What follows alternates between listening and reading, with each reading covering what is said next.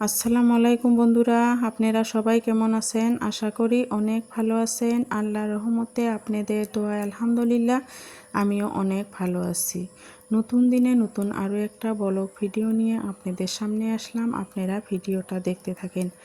ভিডিওটার যদি কোনো অংশ ভালো লাগে লাইক কমেন্ট শেয়ার করেন, সাবস্ক্রাইব করে দিন, নতুন বন্ধু হয়ে সাথেই থাকেন।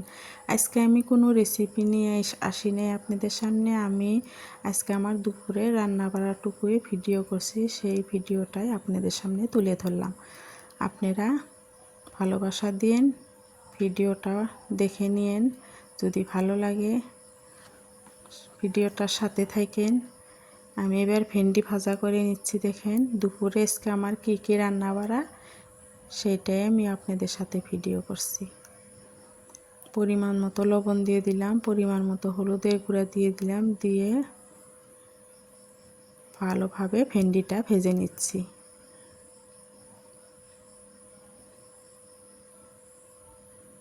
সুন্দরভাবে আমার ভেন্ডি ভাজাটা হয়ে গেছে। ভেন্ডি ভাজাটা নামিয়ে নিয়ে এবার আলু ভাজা করছি।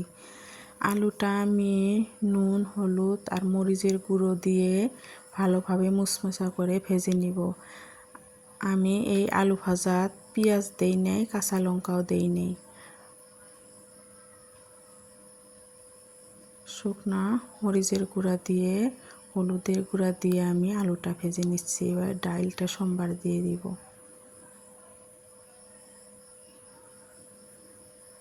সুন্দরভাবে ডাল বানিয়ে নিলাম, ভাজি বানিয়ে নিলাম।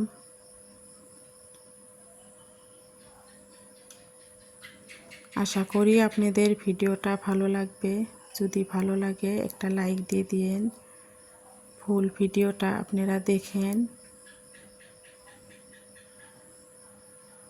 ডালটা হয়ে গেছে, এবার নামিয়ে নেই। গরম গরম ডাল বানিয়ে নিলাম।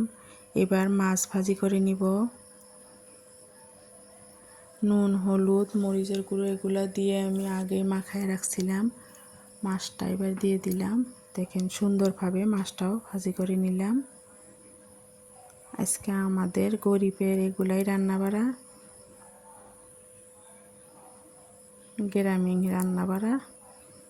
দেখেন মাছের ভাজি, ডাল, আলু ভাজি, ভেন্ডি ভাজি। ভালো থাকবেন, সুস্থ থাকবেন। আল্লাহ হাফেজ।